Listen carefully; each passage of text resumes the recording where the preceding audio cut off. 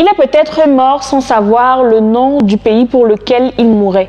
Il avait 20 ans, il venait d'un village d'Afrique de l'Ouest, du Sénégal, du Mali, de la Guinée, du Burkina Faso, de la Côte d'Ivoire. Il ne parlait pas français, il ne savait peut-être pas où se trouvait l'Europe sur une carte et pourtant, en 1914, on l'a mis dans un bateau, on l'a traversé, on lui a donné un fusil et on lui a dit de courir vers l'ennemi. Il s'appelait tirailleur sénégalais, mais il n'était peut-être pas nécessairement sénégalais. Au-delà des pages, j'entends les visages, entre les lignes, tout devient si. Zolé Gaïs, moi c'est Néris, autrice et créatrice. Dans ce pilier, l'histoire entre les lignes, on fait quelque chose d'un peu particulier. On ne raconte pas l'histoire avec des dates et des chiffres. On la raconte à travers les livres parce que je crois que la littérature est l'un des rares endroits où l'histoire redevient humaine, où les chiffres redeviennent des corps, où les faits redeviennent des émotions.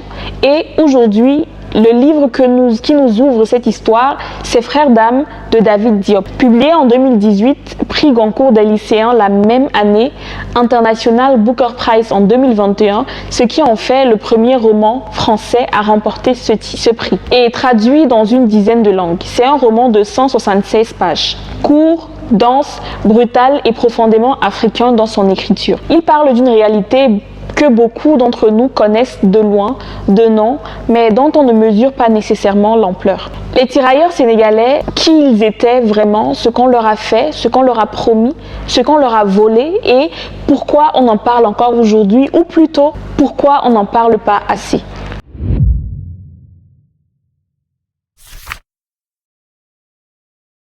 J'aimerais qu'on commence par le livre. Par un homme, un seul, il s'appelle Alpha Ndiaye. Il a 20 ans, il est tirailleur sénégalais sur le front français pendant la Première Guerre mondiale. Et au moment où le roman commence, il est en train de perdre la raison. Son meilleur ami, son plus que frère, comme il le dit, s'appelle Mademba Diop. Ils ont grandi ensemble dans le même village. Ils se sont engagés ensemble. Ils ont traversé l'océan ensemble. Ils ont couru dans les mêmes tranchées. Et un matin, lors d'une attaque, Mademba est touché. Pas tué net, blessé à mort. Les entrailles à l'air, étendues dans la boue entre les lignes.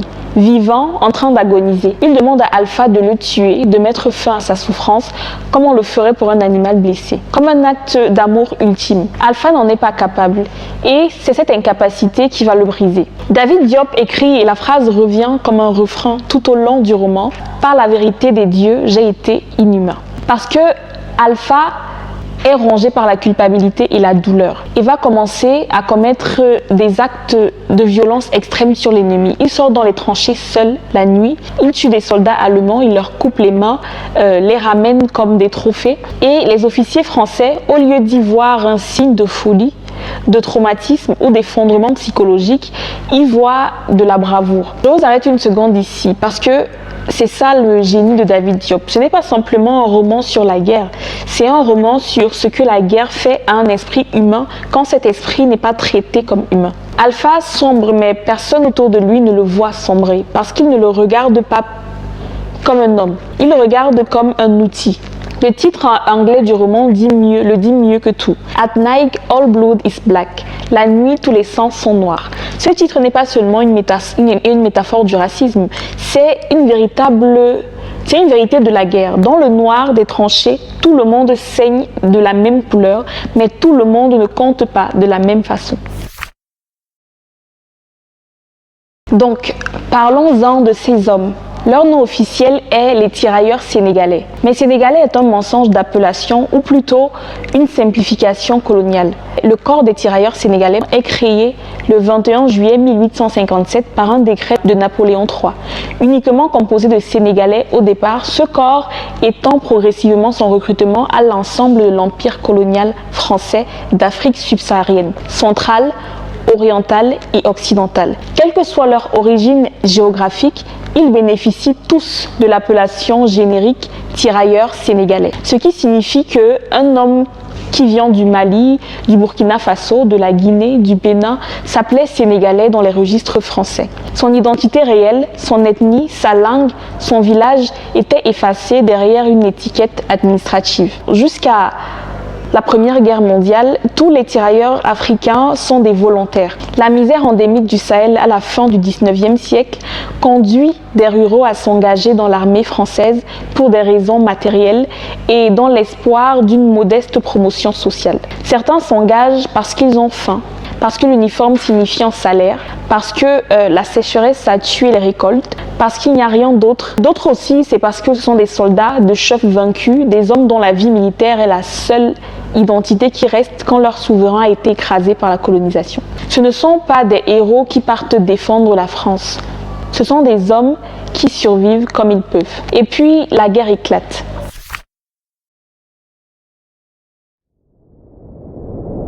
Un colonel français du nom de Charles Manjing publie un livre. Il s'appelle La Force Noire.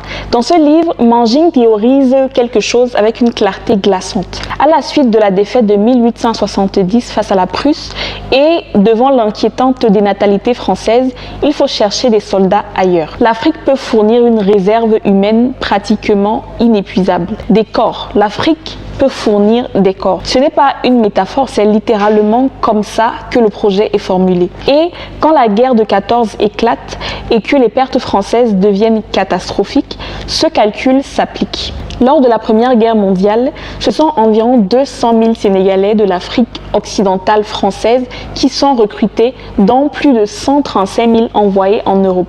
200 000 hommes partis de villages africains pour aller mourir dans les tranchées en France, en Belgique, aux Dardanelles. Rapidement, le volontariat ne suffit plus. 5 campagnes de recrutement sont organisées en Afrique de 1914 en 1918. Malgré leurs réticences ou leurs protestations, ou les protestations d'administrateurs civils, le volontariat ne suffit plus. Alors on passe à la contrainte. Des villages sont encerclés, des hommes sont emmenés de force, des familles se dispersent dans la brousse pour que leurs fils ne soient pas pris. Il existe des récits de recruteurs qui arrivent dans les nuits, qui repartent avec des hommes ligotés. Et il y a Blaise Diagne. Blaise Diagne, c'est le premier député africain à la Chambre française.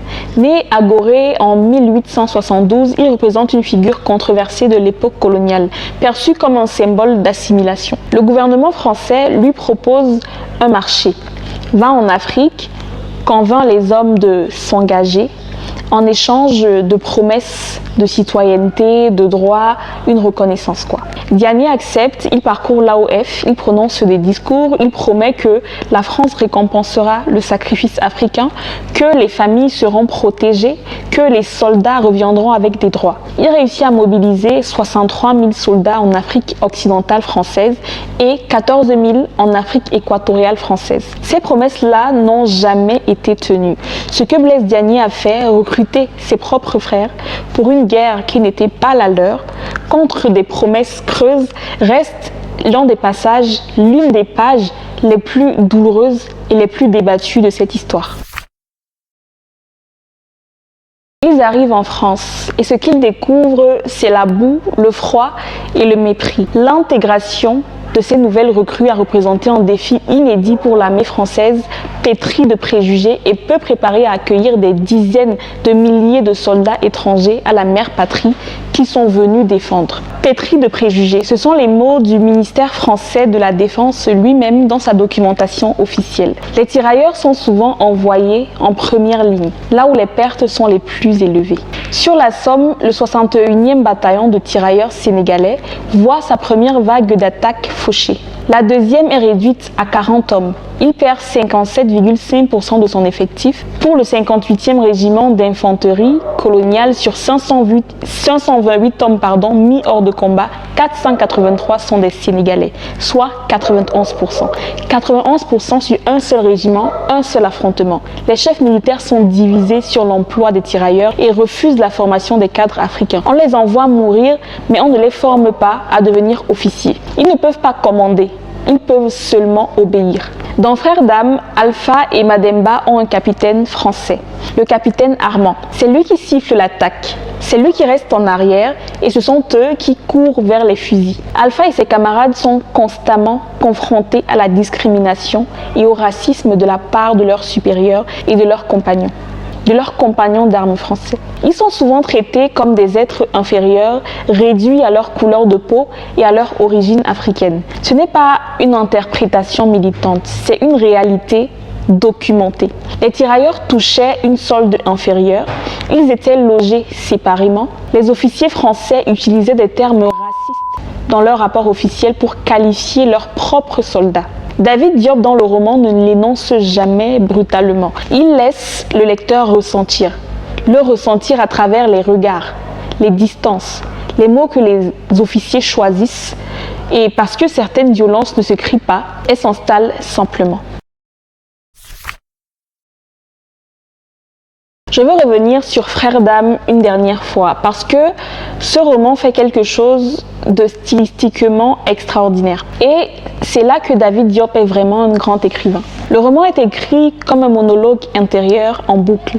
Alpha répète les mêmes phrases, revient aux mêmes images, se parle à lui-même, revient à Mademba, revient à la blessure. David Diop a expliqué son intention. Il voulait reproduire dans le français le rythme et la structure du Wolof, la langue de ses personnages. Les répétitions, les formules, l'ascension, c'est le français habité par une autre langue. Exactement ce que Mabankou fait avec le Lingala dans Vers cassé. Écrire dans un style répétitif, proche de l'ascension, la narration se transforme en véritable chant traditionnel. Alpha, le griot, face à l'horreur de la guerre, se fait le chantre de la paix et entonne un chant de résistance à l'une des plus grandes boucheries humaines. Alpha est un griot. Ça, c'est l'image que David Diop utilise. Le griot, gardien de la mémoire orale en Afrique de l'Ouest, celui qui dit la vérité en chantant, et la vérité qu'Alpha dit dans sa folie est peut-être la plus lucide du roman. Par la vérité de Dieu, j'ai été inhumain. Mais qui l'a rendu inhumain?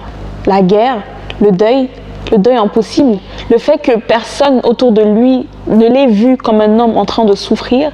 Sa folie n'est pas une faiblesse, c'est la réaction naturelle d'un être humain traité comme un outil. Et le capitaine Armand, en le décorant pour ses actes de violence, ne fait que confirmer une chose. Ce qu'il voulait de lui n'était pas son humanité, c'était la capacité, sa capacité à tuer.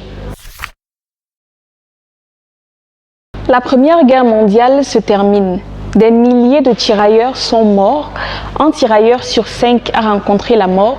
Les autres rentrent ou essayent de rentrer. Mais certains attendront encore 25 ans pour que leur histoire révèle son épilogue le plus cruel. Nous sommes en 1944. La Seconde Guerre mondiale touche à sa fin.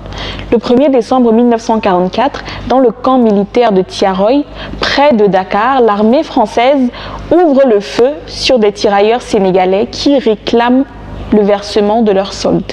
Je répète, l'armée française tire sur ses propres soldats, des hommes qui avaient combattu pour elle, certains depuis 4 ans, dans des camps de prisonniers allemands parce qu'ils réclamaient qu'on leur paie. Les paiements tardent. Le 27 novembre, les tirailleurs refusent de quitter le camp tant qu'ils n'ont pas été payés, craignant de ne jamais toucher leur argent s'ils sont dispersés dans leur village. Ils ne demandent pas la liberté, ils ne demandent pas non plus l'égalité, ils demandent ce qu'on leur doit. Et en réponse, des chars et des mitrailleuses. Le bilan officiel français, 35 morts. La revendication des vétérans jusqu'à 300 morts. 80 ans plus tard, les archives sont encore incomplètes. Le nombre exact de morts n'est pas établi. En juillet 2024, l'Office national des combattants et des victimes de guerre reconnaît ou reconnaissait officiellement 6 tirailleurs sénégalais comme morts pour la France. 80 ans après leur décès au cours d'une tuerie perpétrée par l'armée française contre ses propres troupes. 6 hommes reconnus en 2024. 80 ans après. Je ne dis pas plus sur cette phrase, je la laisse simplement exister. Pourquoi cette vidéo? Pourquoi en 2025 raconter encore cette histoire? Première réponse, parce que elle n'est pas encore complètement racontée. Longtemps tué dans l'Hexagone, le massacre de Tiaroy a été reconnu par l'État français, mais quantité de parts d'ombre demeure. Des archives restent classifiées, Des familles attendent encore, des noms restent effacés. Deuxième réponse, parce que cette histoire parle de quelque chose qui dépasse 1914 ou 1944.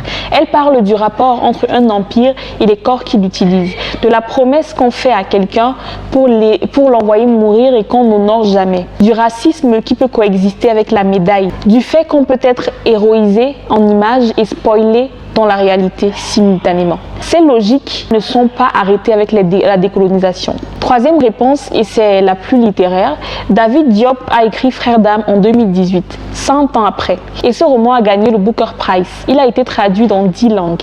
Des lycéens français le lisent aujourd'hui en classe. Ce que la littérature a fait, ce que ce roman a fait, c'est rendre à ces hommes quelque chose qu'on ne pouvait pas leur donner avec un rapport historique ou une commémoration officielle.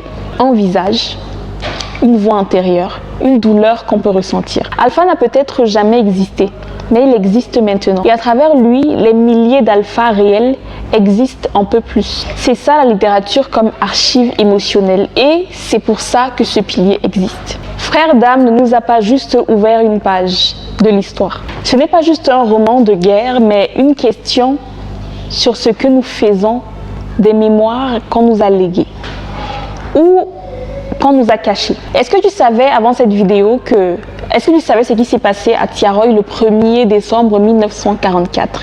Est-ce que tu savais que les tirailleurs de toute l'Afrique de l'Ouest étaient appelés Sénégalais, peu importe d'où ils venaient? Parce que ça arrangeait la comptabilité coloniale. Est-ce que tu savais que certains n'ont été reconnus morts pour la France qu'en 2024? Si tu ne savais pas, ce n'est pas de ta faute. C'est le travail de l'oubli organisé et c'est pour ça que la littérature compte. Parce que David Diop a fait ce que les manuels scolaires n'ont pas fait. Il a mis en nom une voix et une douleur sur cette réalité. Commence par Frères d'âme si tu veux entrer dans cette histoire par la chair plutôt que par les dates. Et dis-moi en commentaire s'il y a une part de l'histoire africaine que tu n'as découvert qu'à travers un livre, qu'à travers un roman et jamais à l'école. Je voudrais vraiment savoir. Laisse un commentaire, laisse un like si cette vidéo t'a apporté quelque chose. Abonne-toi pour la suite de l'histoire entre les lignes. Il reste énormément, je dis bien énormément à raconter. Je vous mets les liens en direct vers la playlist complète ainsi que toutes les sources qui m'ont permis d'écrire cette vidéo en description. A tout de suite dans l'espace commentaire.